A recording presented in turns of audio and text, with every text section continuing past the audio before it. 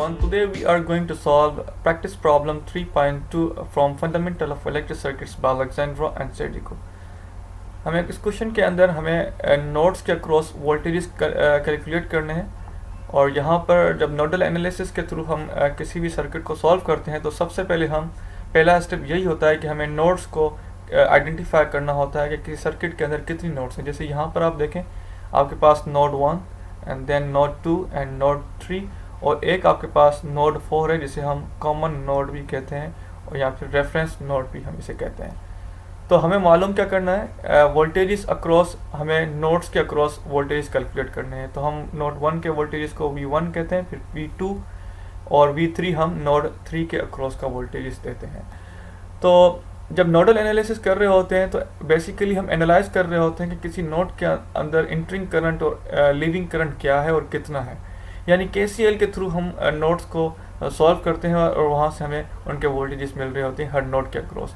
तो KCL क्या है? KCL कहता है कि sum of all entering and leaving current is equals to 0, और ये तब पॉसिबल हो सकता है जब आप इंटरिंग या फिर लीविंग करंट का जो साइन होगा अपोजिट रखेंगे। मिसाल के तौर पर अगर इंटरिंग करंट पॉजिटिव ले रहे हैं तो लीविंग करंट का आप नेगेटिव रखना लाजमी होगा। जब इंटरिंग करंट आप नेगेटिव ले रहे हैं तो लीविंग करंट का आप पॉजिटिव रखना लाजमी होगा। यहाँ पे देखते हैं, एनालाइज करते हैं नोड 1 के अक्रॉस क्या है। नोड 1 के अक्रॉस देखें कि आपके पास एक करंट ये इंटर हो रहा है जिसको हम I1 का नाम देते हैं, और ये आपका एक करंट जो कि नोड 1 से नोड 2 की तरफ जा रहा है, इसको हम I2 का नाम दे देते हैं, और एक करंट नोड 1 से होता हुआ आपके पास नोड 3 के पास जा रहा है, इसको हम I3 का नाम देते हैं।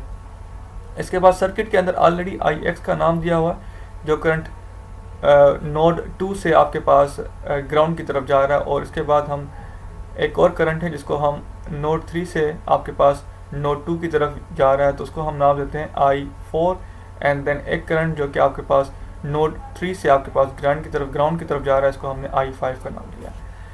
तो यहाँ पर नोड 1 के अक्रॉस जब एट नोड 1 को स्टडी करते हैं तो नोड 1 के अक्रॉस क्या सिचुएशन है करंट की जब हम KCL का अप्लाई कर रहे होते हैं।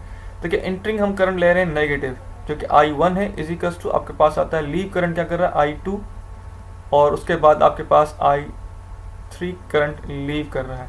यहाँ पे अगर हम उसका रफ वर्क करें तो I1 आपके पास जो कि सवाल में दिया हुआ है सर्किट के अंदर 4 है, और उसके बाद आपके पास I2 इजिकल्स टू आपके पास high potential to lower potential, यानी कि V1 माइनस V2 अपॉन हमारे पास आता है 3 ओम। यानी हमें जब करंट V1 से यानी V2 की तरफ जा रहा है, इसका मतलब यही है कि V1 का पोटेंशियल हाई है और V2 का कम है, तो इसकी वजह से हम जो लिख रहे होते हैं हमेशा high potential minus low potential, denominator में आपके पास 3 यानी रेजिस्टेंस आ जाता है।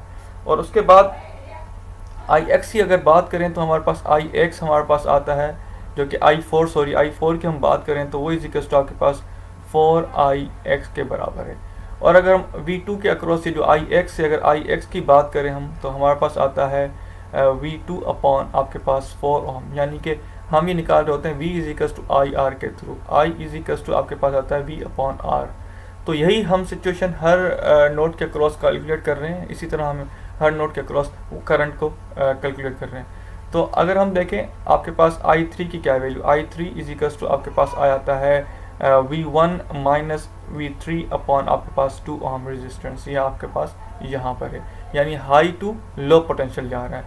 तो अगर हम इन वैल्यूज़ को जो आपने यहाँ पे सॉर्ट आउट की हैं, इनको अगर हम इस इक्वेशन नंबर 1 में डालें, पुट करें तो हमारे पास क्या बनता है, I1 जो कि हमारे पास 4 एम्पेयर है, उसके बाद I2 की हम बात करें तो हमारे पास ये रहा जो कि हमने ऑलरेडी निकाला है V1 माइनस V2 अपॉन आपके पास आ जाता है 3, एंड देन प्लस I3 की वैल्यू अगर बात करूँ तो हमें V1 माइनस V3 अपॉन आपके पास आ जाता है 2। जब हम इस इक्वेशन को सॉल्व करेंगे तो आपके पास आ जाएगा 5V1 minus 2V2 and then minus 3V3 and then is equals to आपके पास आ जाता है 24। इसे हम इक्वेशन नंबर 2 का नाम दे देते हैं। और इसके बाद अगर हम नोड 2 के अक्रॉस हम एनालाइज करें तो यहाँ पर आ जाता है ये आपके पास नोड 2। एट नोड 2 के पास क्या कंडीशन है, देखें तो इंटरिंग करंट आपके पास क्या I2 जो कि हम नेगेटिव कंसीडर करेंगे, आपके ऊपर डिपेंड करता है। नेगेटिव लेंगे तो लीविंग करंट को आप पॉजिटिव लेना लाजमी है। देखिए I2 आपके पास नोड 2 के अक्रॉस, नोड 2 के अंदर इंटर हो रहा है I2 एंड I4 जो कि यहाँ पर नोड 3 से आपके पास नोड 2 की तरफ जा रहा है, और लीव सिर्फ और सिर्फ IX कर रहा है। तो हम अगर इसमें वैल्यूज पुट करें, I2 हमारे पास है V1 माइनस V2 अपॉन आपके पास 3 एंड देन प्लस I4 जो कि आपके पास ये है 4I जिसको IX का नाम दिया हुआ है।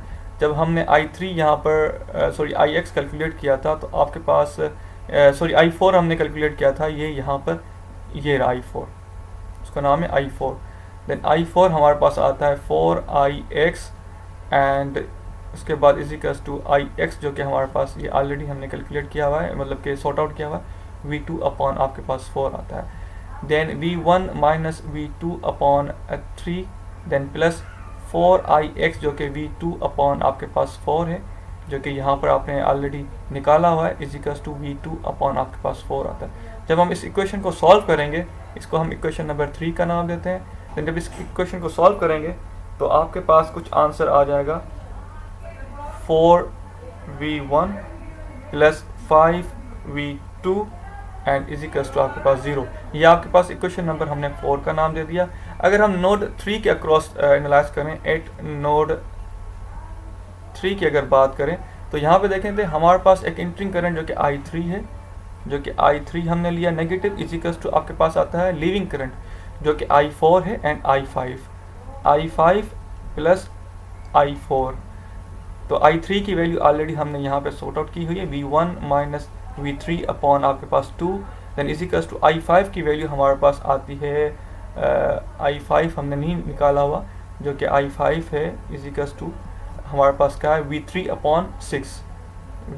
अपॉन 6, ये हमने V is equals to IR से निकाला है 6। देन यहाँ पे आता है I5 V3 upon 6 and then plus I4 की अगर हम बात करें तो हमारे पास 4IX है। जब इसको फर्दर हम सॉल्व करेंगे तो हमारे पास V1 माइनस V3 डिनोमिनेटर में आपके पास 2 is equals to V3 upon 6 plus 4IX क्या है हमारे पास IX हमारे पास V2 अपॉन 4 है, देन V2 अपॉन 4। जब हम इसको सॉल्व करेंगे इस पूरी इक्वेशन को तो हमारे पास कुछ इस तरह की वैल्यू बनेगी 3V1 minus 6V2 and then आपके पास आएगा minus 4V3 is equals to 0। जब हम इस इक्वेशन को, या आप इसको इक्वेशन का नाम देते हैं, आपके पास आती है इक्वेशन नंबर ये आपके पास 5 एंड देन ये आपके पास 6। जब हम equation number when we solve simultaneously हम इक्वेशन नंबर आपके पास आती है आपके पास आती है 2 जो कि यहाँ पर ऑलरेडी आपने निकाली है नोड 1 के अक्रॉस 2 एंड उसके बाद आपके पास आती है इक्वेशन नंबर आपके पास नोड 2 से हमने जो निकाली है वो ये है, इसको इक्वेशन नंबर 4 का नाम दें।